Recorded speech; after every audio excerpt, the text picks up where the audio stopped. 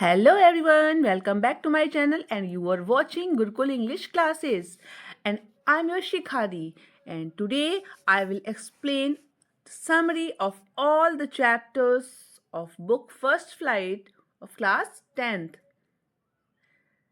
So, are you ready? So let's start first chapter of the book and that is a letter to God. यार ये endothermic क्या है? Exothermic का opposite. भयंकर confusion है bro. जब वो बहुत सारे So this chapter is about a poor farmer, Lencho, who has a firm faith in God. Lencho lived on the crest of a low hill with his family.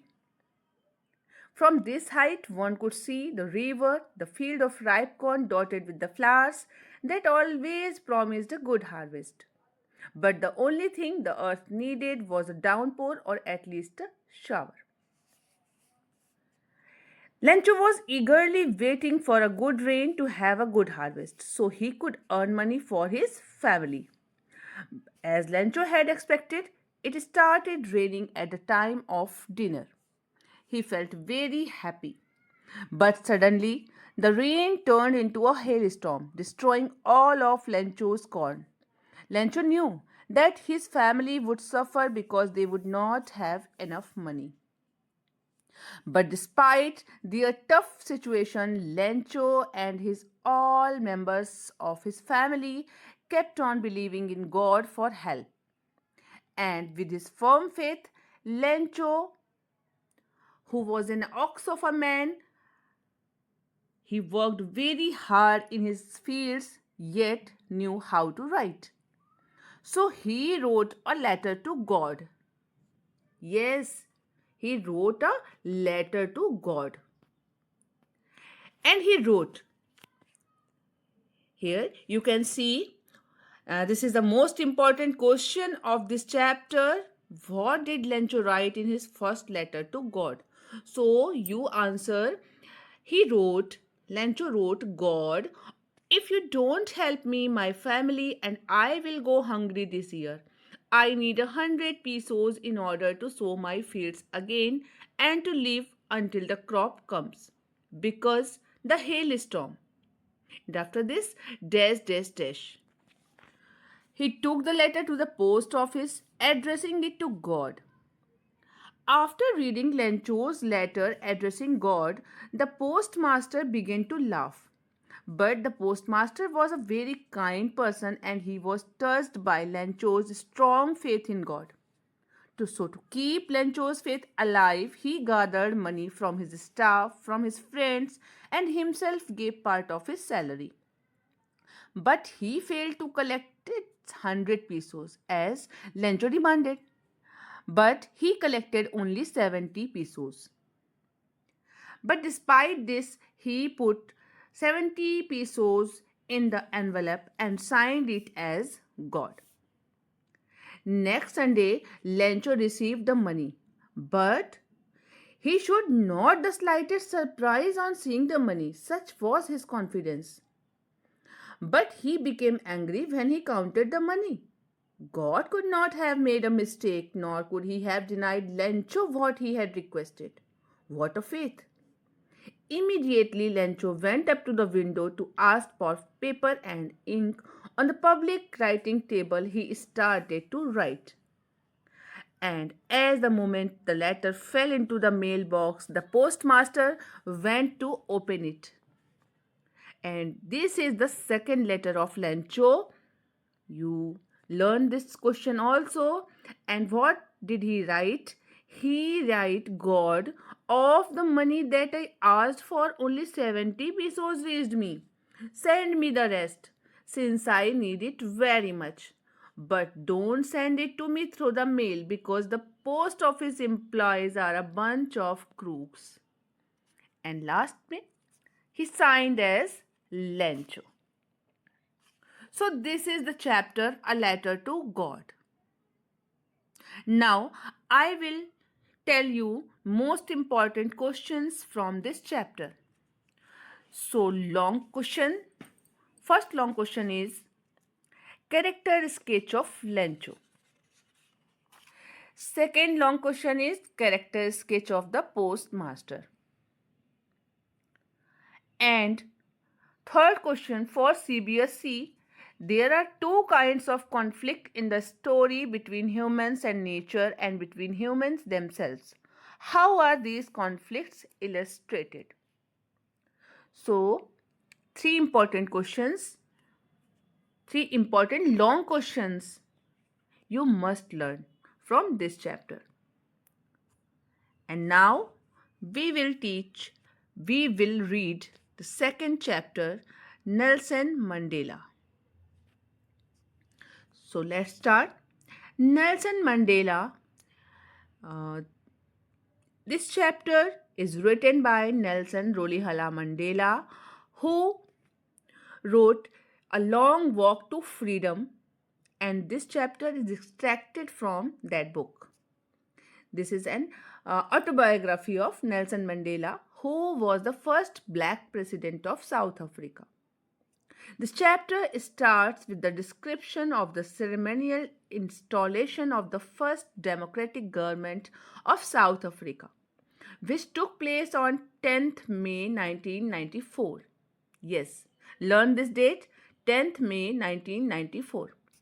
Dignitaries and world leaders had gathered to pay their respect, making it the largest gathering of international leaders ever in South Africa.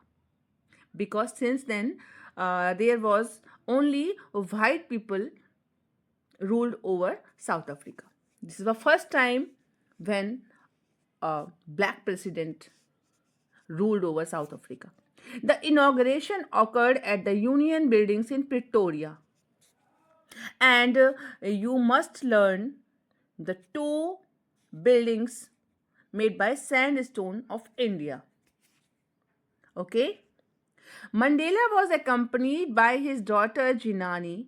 Mr. de Klerk was sworn as second deputy president and then Thabo Mbeki as first deputy president. Mandela took his oath of office promising to uphold the constitution and serve the republic and its people. And after this, he delivered his speech. And this speech is very important.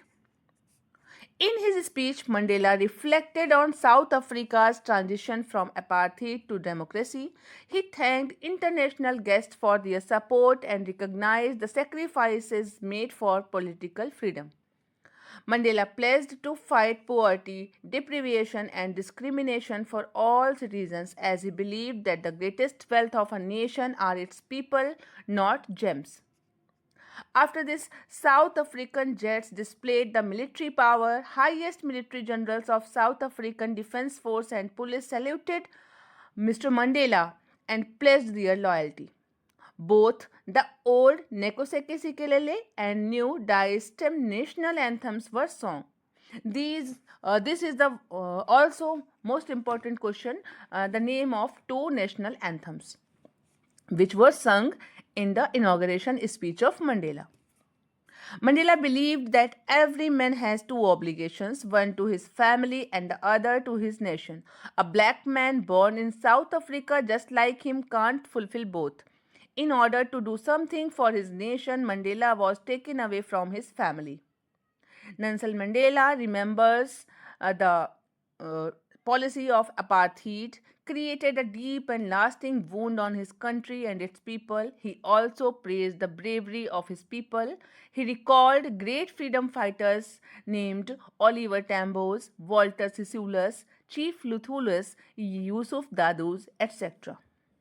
Mandela joined the African National Congress with a desire to gain freedom, respect, and dignity for his community. He realized that he could not enjoy his freedom when his community was not free. As a result, he was imprisoned. He also realized that just like the oppressed, the oppressors are also not free. Here's a picture of Nelson Mandela. You can see here Nelson Mandela, the first black president of South Africa. So let's know about the most important long questions from this chapter. So please take a paper and a pen and note down. So first question is, yes, character sketch of Nelson Mandela, which is very important. And question number 2, what did being free mean to Mandela as a boy and as a student? How does he contrast these transitory freedoms with the basic and honorable freedoms? Okay. Third question is, how did Mandela's hunger for freedom change his life? So, three questions are from this chapter. Let's move forward to the third chapter, and that is two stories about flying. First of all, we will read his first flight. This story is about a family of seagulls. In the story, the young seagull can't fly due to the fear of falling. While his siblings confidently fly, he remains on his ledge, unable to gain the courage to fly with them. His parents encourage him, but he is too afraid. You know that as a child, the children in childhood, the children are also afraid to walk, to sit down, lonely. Just in the manner, this seagull, here you can see it's his family and he is afraid to fly, while his siblings are also flight. So his father and mother try to persuade him to fly, but the young seagull doesn't move. He sees his brother catch the first herring and his parents praise him. As time passes, the young seagull feels very hungry. The young seagull can't tolerate the hunger and the heat. His siblings are sleeping and his father is cleaning his feeder.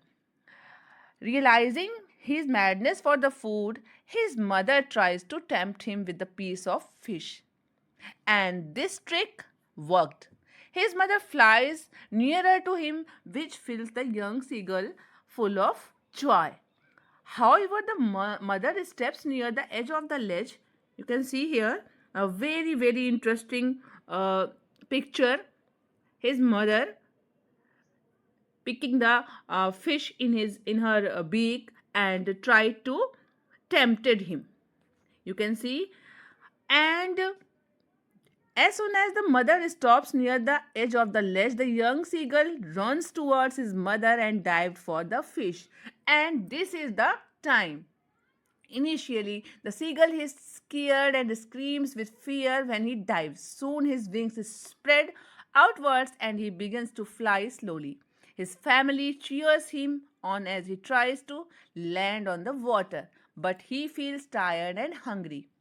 In the last, he conquers his fear, completes his first flight, and discovers the joy of flying alongside his very supportive family. And yes, his loving and caring mother. Okay, so let's know about the some important short questions from this chapter. So, number 1 is, the sight of the food maddened him. What does this suggest? Question number 2. What was the young seagull's experience during his first flight? Question number 3. How did the young seagull and his family celebrate his first flight? Okay, so let's move to the another part of the chapter, and that is the Black Aeroplane. The story The Black Aeroplane describes a dangerous journey taken by a pilot flying his old Dakota from France back to England. He was dreaming of his holiday and looking forward to be with his family. So his journey took an unexpected turn when he encountered storm clouds ahead. Despite the danger ahead, the pilot didn't turn back to Paris. He was determined to go home for his English big breakfast. So he flew into the storm, hoping to reach England successfully. But what happened? Inside the dark clouds, he couldn't see anything and his instruments stopped working. He was lost and scared when he saw another black aeroplane flying next to him. You can see here, he is very disappointed, and as soon as he saw next black aeroplane flying next to him, signaling for him to follow, the narrator obediently followed the mysterious black aeroplane through the storm. The black plane led him down and out of the clouds, revealing a runway below. Soon the pilot landed safely and wanted to thank you the another plane. But when he reached uh, to the control tower and asked the lady in the reception about the another aeroplane, black aeroplane, she looked at him very strangely and laughed. She told him that there was no other plane flying except his on such a stormy night. The narrator was very surprised at this. So, this is the story, and ending with her question. Who was the pilot on the strange black aeroplane flying in the storm without lights? So let's know about some short questions, important short questions from this chapter. Question number 1. Why did the narrator follow the pilot of another aeroplane? Question number 2. What was the message that the narrator wanted to give to the readers through the lesson The Black Aeroplane? Question number 3. I will take the risk. What is the risk? Why does the narrator take it?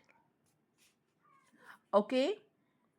Now, move forward to the next chapter, and that is From the Diary of Annie Frank. Yes, Annie Frank, a 13-year-old Jewish girl. This chapter is an extract from her diary, and its name is The Diary of Annie Frank. So, Annie Frank had written her diary while hiding with her family and friends in Amsterdam during the German occupation of the Netherlands in Second World War. On 20th June 1942, this is the most important date, Annie Frank started writing her diary, and this question is regularly asked in the paper just 8 days after her birthday. At first, she was not sure if anyone would care about her thoughts, but she needed to let out her feelings. So she kept writing. Even though she seemed to have everything, a loving family, some friends, she felt lonely and wanted a true friend. So she started writing the diary. And what was the name of her diary? Yes, her diary's name is Kitty. Annie first of all provides a brief description of her early childhood. Her father and mother moved to Holland from Frankfurt in 1933. Her elder sister Margot and Annie were sent to Aachen to live with their grandmother for a little while. She tells us that in 1941 her grandma fell ill and died. Annie still misses her grandma. She also talks about Mrs. Cooper's, her head mistress in the sixth form, and how both of them cried when Annie had to bid farewell to the school. After setting her background for the reader, she narrates what was currently happening with her. She tells us that all the students at her school were worried about who would be moving to the next level. She tells us that she and her friends were going to pass, but she was unsure about maths. She also tells us that her math teacher, Mr. Keesing, was annoyed with her because she talked too much. Yes, Annie talked too much. Mr. Keesing gave her a punishment to write an essay on the subject, a chatterbox. Annie wrote about the benefits of talking, and Mr. Keesing laughed at it. However, when she kept talking all through the next class too, she was punished again, and she had to write an essay on an incorrigible chatterbox. Later, she was punished again for talking, and this time he assigned her another essay titled Quack, Quack, Quack, said Mistress Chatterbox. So, this is the most important question. What were the three assignments given to Annie by Mr. Keesing? And this time Annie wrote a poem on the topic about a mother duck and a father swan with three baby ducklings who were beaten to death by the father because they quacked too much. This time her teacher took it lightly and recited it in the class and in another class else as well. He even allowed Annie to talk without assigning any extra homework. And you can see here yours Annie extracted from the diary of a young girl. So this is the chapter from the diary of Annie Frank, and the most important question from this chapter is also the character sketch of Annie Frank, mostly asked. Now we will read fifth chapter of the book, and that is Glimpses of India. And this chapter is divided into three parts: a baker from Goa, Coorg, and tea from Assam. So first of all, we will read a baker from Goa. This chapter is a pen portrait of a traditional Goa village baker who still has an important place in his society. This part of the chapter the narrator recalls his childhood in Goa. In the old Portuguese days of Goa, the Portuguese were famous for their loaves of bread. The Portuguese left Goa a long time ago, but the mixers, molders, traditional bakers, and furnaces still exist in Goa even now. Bakers are known as padder. Most important question: bakers are known as padder, and they will carry on the traditional baking practices. The baker made his musical entry on the scene with the jhang jhang sound of his specially made bamboo staff. The children ran to meet the baker when they heard the sound. They ran to get the bread bangles, especially made of sweet bread. The baker supported the bread basket on his head with one hand, his other hand banged the bamboo sticks on the ground. The children would be pushed aside and the loaves would be delivered to the maid servant who were known as Paskin or Basti. Marriage gifts are meaningless without the sweet bread known as the bowl. And the lady of the house must prepare sandwiches on the occasion of her daughter's engagement. Cakes and bolinas are a must for Christmas as well as other festivals. So, the presence of the baker's furnace in the village is absolutely essential. Now, we will know about the peculiar dress of the baker or bread seller that is known as the kabai. It was a single piece long frock reaching down to the knees. In our childhood, we saw bakers wearing a shirt and a trouser which were shorter than full length ones and longer than half pants. Even today, anyone who wears a half pant which reaches just below the knees invites the comment that he is dressed like a baker.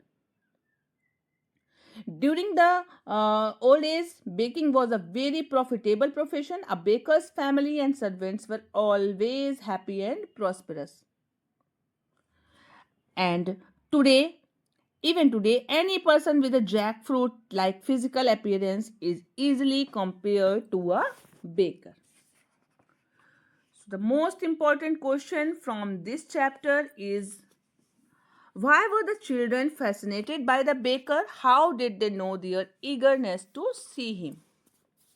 In this chapter, there are many short questions as what is the name of the bakers, what is the name of sweet bread, what is the dress name, what is the uh, dress called, and uh, who has the person who has a jackfruit like physical appearance. So these are the so many questions. And what are the elders in Goa nostalgical about? How do you know that bread is an important part of Goa life? So these are the questions uh, asked from this chapter. Now we will read the chapter Coorg. Coorg, a very beautiful chapter with many beautiful scenes and many beautiful animals, birds, butterflies, etc. So let's start. Coorg is a coffee country, famous for its rainforest and spices. Midway between Mysore and the coastal town of Mangalore sits a piece of heaven that must have drifted from the kingdom of God. This land of rolling hills is inhabited by a proud races of martial men, beautiful women, and wild creatures. Coorg or Kodagu, which is the smallest district of Karnataka. It is like a heaven on earth with evergreen forest, coffee, and spice plantation. The best season to visit Coorg starts in September and ends in March. The weather is pleasant during these months and the smell of coffee is all around. The people of Coorg are possibly descendants of Greeks and Arabs. As one story goes, a part of Alexander's army moved south along the coast and settled here when return became impractical. These people married amongst the locals, and their culture is apparent in the martial traditions, marriage, and religious rites, which are distinct from the Hindu mainstream. And next story, the theory of Arab origin draws support from the long black coat with an embroidered waist belt worn by the Kodavus, known as kopia, and it looks similar like the kufia worn by the Arabs and the Kurds. Kudvus and Kurgi are known for their hospitality. There are many tales of bravery related to the people of Kurg. One the most important question, the first chief of the Indian army is the General Karyappa was a Kurgi. And the Kurgi regiment is one of the most decorated regiments of the Indian army. Kurvus are the only people in India permitted to carry firearms without a license. Now we will know about the river Kaveri, which originates in the hills of Coorg. In the waters of the river, a large freshwater fish, mahasir, kingfishers, and other animals such as squirrels, langurs can be seen. Coorg offers many adventurous activities such as river rafting, canoeing, rappelling, rock climbing, mountain biking, and trekking. Here you can see uh, birds, bees, butterflies, macaques, Malabar squirrel, langur, and slender loris. Keep a watchful eye from the tree canopy and prefer to step aside for wild elephants. Beside this, one can have a panoramic view of the entire Coorg by climbing the Brahmagiri hills. So, this is the question, where is the Brahmagiri hill situated? Other interesting places are the Nisargadham and the largest Tibetan settlement of Buddhist monks at Bailakupi. Coorg can be reached by road and by rail. If one prefers to go by air, then the nearest airports are Bangalore and Mangalore. By road, it is around 250 to 260 km from Bangalore. So, this is the chapter Coorg, and many passages are asked from this chapter. Uh, Question and answer. Question number 1. You can note, what are the various stories regarding the origin of Kodavu people? Question number 2. How is the Kurgi tradition of courage and bravery awarded in India? Question number 3. What is Coorg famous for? So these are the questions, and now we will read Tea from Assam. In this chapter, there are two youngsters from Delhi College, Pranjol and Rajveer, who were friends and classmates. Pranjol, a youngster from Assam, and Pranjol's father is the manager of a tea garden in Upper Assam. And Pranjol has invited Rajveer to visit his home during the summer vacation. The narrator tried to explain the importance of tea in the country through a dialogue between two school students, Rajveer and Pranjal. So let's know about the story. Pranjal and Rajveer were traveling to Assam by a train. In the train, they bought tea from a vendor. While sipping tea, Rajveer told Pranjal that over 80 crore cups of tea are drunk every day around the world. It is a very popular drink. As the train started moving, Rajveer looked out of the window. He was amazed to see the beautiful scenery of greenery outside. On the contrary, Pranjul was reading his detective book.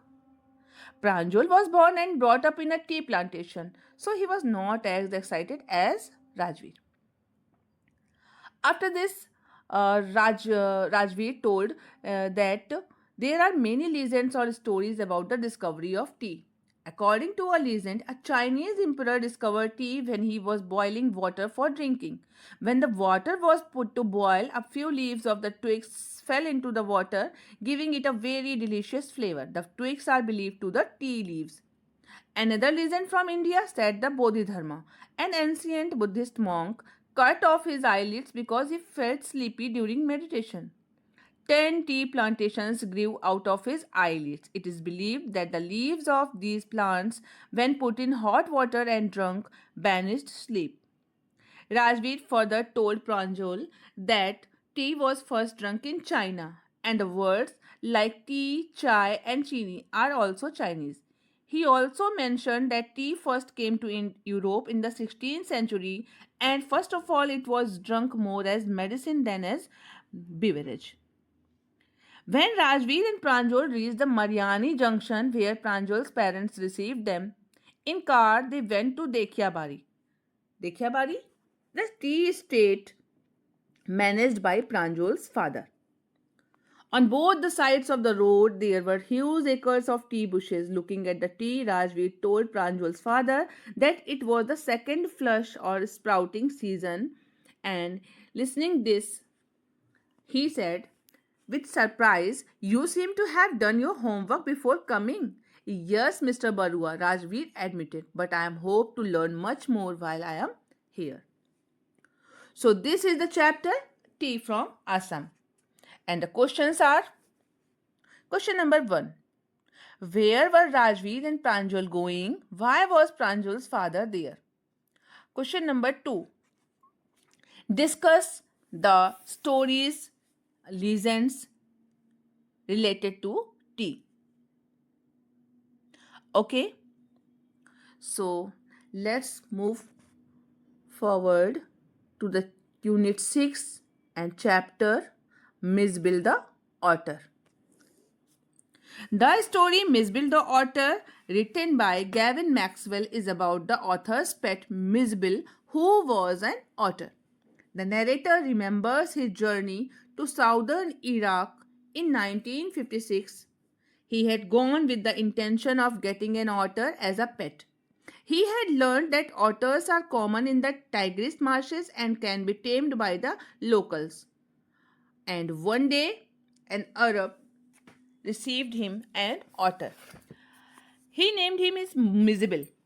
Mijbil looked like a muddy dragon at first, but when the narrator cleaned him up, he discovered that Mijbil was a species unknown to science. The zoologist named him Lutrogale Perspilicilta maxwelli, or Maxwell's otter. Initially, Mijbil ignores the narrator. The otter exhibits playful behavior, particularly enjoying water activities like swimming and splashing. Splashing the water is the most favorite part of his otter.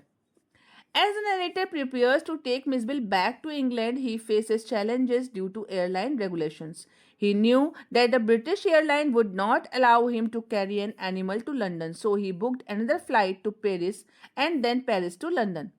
For the journey, he constructed a small box for Mijbil to travel in, but the otter tried to escape from the box and gets injured. After finding Mijbil injured and covered in blood, the narrator removed the box's lining to ensure that the box could not harm Mijbil. With little time left before their flight, the narrator quickly put Mijbil into the box and held the lid with his hand to prevent any further escapes. But inside the aircraft, the narrator informs the air hostess about Mijbil's presence. But Mijbil is Mijbil. He manages to escape from the box and runs down the aisle of the plane. As a result, there is chaos among the passengers, as you can see here. Everyone is scared. Eventually, Mijbil finds his way back to the narrator and settles on his knee. Maxwell and Mijbil stayed in London for a month. There, Mijbil would spend his time playing with his toys, ping pong balls, marbles, rubber fruits, and a terrapin shell that Maxwell had brought from the marshes. Just like the school children, he would run, play, and walk in the street. The neighborhood, the neighbors had not seen an otter. They made guesses about it. They guessed that it could be a baby seal, a walrus, a hippo, a beaver, a bear cub, a leopard. All of these guesses made the narrator laugh very much. So, this is the chapter Mijbil the Otter. And now we will know about the questions. Question number 1. For what purpose were the writer and his friend going to Basra? Question number 2. Why was the otter named Maxwell's otter? Question number 3. How was Miss to be transported to England? Question number 4. Draw a character sketch of the author Gavin Maxwell. So these are the important questions from this chapter, and now we will read Unit 7. The chapter is the most favorite chapter of the book First Flight. Madam rides the bus. Very interesting story and written by Valli Akanna. This story is about an 8-year-old girl named Valli Amai. Short name is Valli. She lives in a village from where a bus passes. She is fascinated by the bus that travels between her village and the nearest town. She wants to experience a bus ride by herself. So her teeny wish became larger and larger. So she started to gather information about the bus timing by listening to the conversations of her neighbors who use the bus regularly. She saves money for the fare by cutting down her spending on candies, peppermints, etc. And she plans to go on the bus when her mother is asleep in the afternoon. She gets on the bus. The conductor is amused by her and calls her Madam. He gives her a ticket and shows her a seat. Valli enjoys the bus ride and observes the scenery outside. She sees mountains, fields, palm trees, and grasslands. She also sees a cow running across the road. She is thrilled. She is excited by everything she sees and feels like she is in a dream. First of all, she enjoyed her bus ride, her first bus ride. Just then, an elderly passenger in the bus calls Valli a child and he asks her not to stand. At the stand, an elderly woman came and sat beside Valli. Valli found the lady ugly. She had big holes in her ears and was wearing ugly earrings. She was chewing betel nuts. Valli does not talk to anyone on the bus and gets annoyed because she does not like being treated like a child and considered herself an adult. She does not get off the bus when bus reaches the town because she tells the conductor that she is there only for her first bus ride. She buys a return ticket and stays on the bus. On her way back to home, she sees the same cow lying dead on the roadside. She is shocked and saddened by the sight. She sits on the bus silently for the rest of the journey. She does not tell anyone about what she saw and she keeps it to herself. She gets off the bus and goes back to her house. She pretends that nothing happened and does not tell her mother about her adventure, about her first journey. She thinks that she will go on another bus ride someday, but she also feels that she has grown up a little. So, this is the chapter Madam Rides the Bus. I like this chapter very much. I think all of you like this chapter. The most important question from this chapter is the character sketch of Valli as given in the lesson Madam Ride the Bus. And question number 2, how did Valli pick up various small details about the bus journey and how does she manage for her first bus journey? Okay.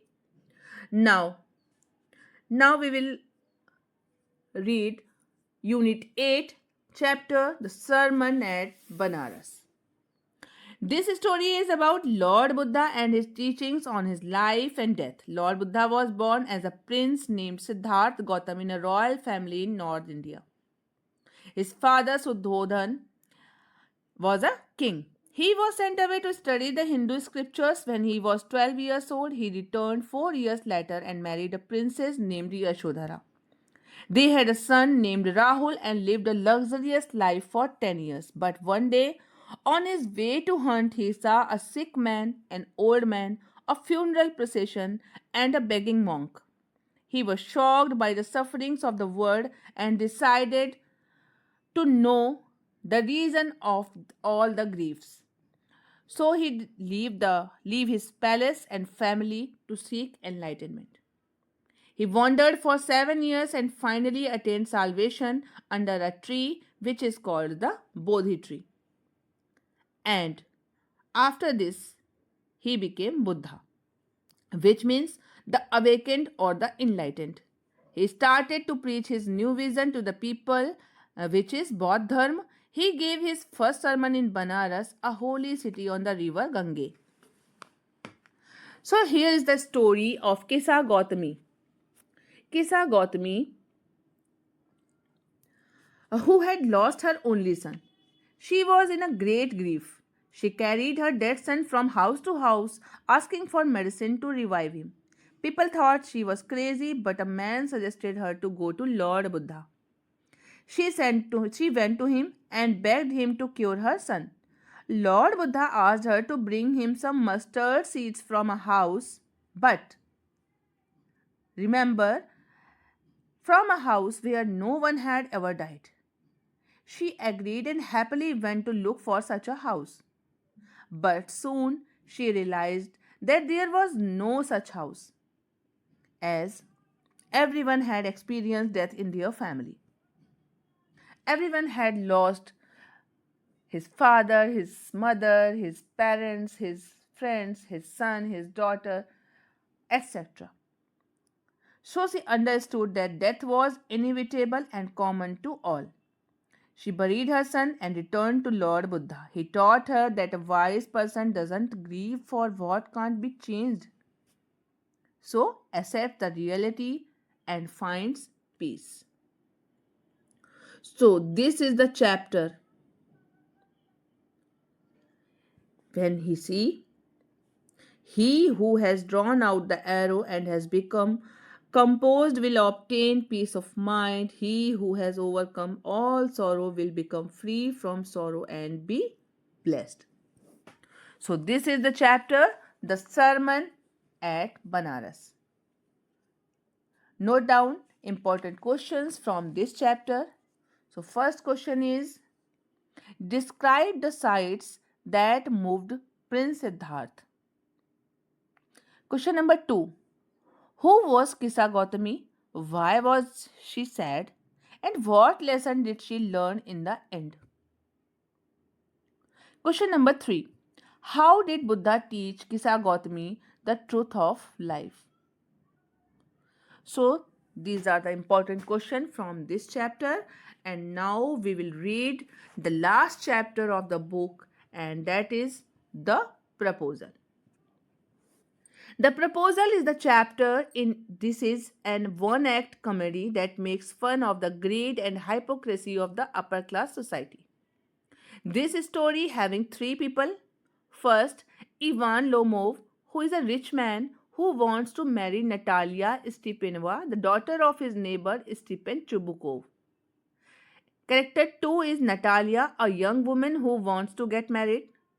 And character 3 is Stepan Chubukov, an egoistic and greedy father who wants his daughter to marry a rich man. This story begins with Lomov visiting Chubukov's house. Dressed in a very formal suit, he tells Chubukov that he has a proposal to make. But Chubukov misunderstands him and thinks that he wants to borrow money. Lomov says that he wants to marry his daughter Natalia, after which Chubukov became very, very happy. He calls Natalia and leaves them alone to talk. Lomov starts by saying nice things about Natalia, but soon they start to argue over a piece of land called Oxen Meadows. Both, here you can see Chubukov and Lomov. Both Lomov and Natalia say that the meadow is theirs. They say mean things to each other and started to fight. Chubukov joins the fight and Lomov leaves in anger. He doesn't ask Natalia to marry him because they don't discuss the matter of proposal. Chubukov yields at Natalia for making Lomov go away. He tells her that Lomov came to propose you. And Natalia feels very sorry for what she did. She asks her father to bring him back and he agrees. Lomov comes back and Natalia tries to be nice and friendly. She says that he can have oxen meadows and he is happy, but then they start to fight again. And now they fight over their dogs. And the name of the dogs are Squeezer and Guess. They continue arguing. Suddenly, Lomov falls down from a heart problem. Chubukov comes in and thinks that Lomov is dead. He tries to wake him up with water. After a while, Lomov moves a bit and opens his eyes. Chubukov quickly gives Natalia's hand to Lomov and blesses them. But they continue to argue over their dogs. The play ends with Chubukov shouting at them to stop. As you can see in the last, Lomov Chubukov, what a weight off my shoulders off. But will admit now that Guess is worse than Squeezer? Lomov, better. Natalia, worse. Well, that is a way to start your family bliss. Have some champagne. He is better. Worse, worse, worse. Trying to shout her down. Champagne, champagne, champagne. And from this dialogue, the chapter has ended. So, this is the story, The Proposal. And the most important question from this chapter is the character sketch of Natalia. Now, you will learn how many characters? One, from A Letter to God, that is Lencho. Second, Nelson Mandela. Third, character sketch of Annie Frank from the chapter from the Diary of Annie Frank. Question number 4, character sketch of Valli from Madam Rides the Bus, and a character sketch of Natalia from the chapter The Proposal. So, here is the summary of all the chapters of your book First Flight. We will meet in another video. Till then, tata, bye bye, and thank you for watching and thank you for your support.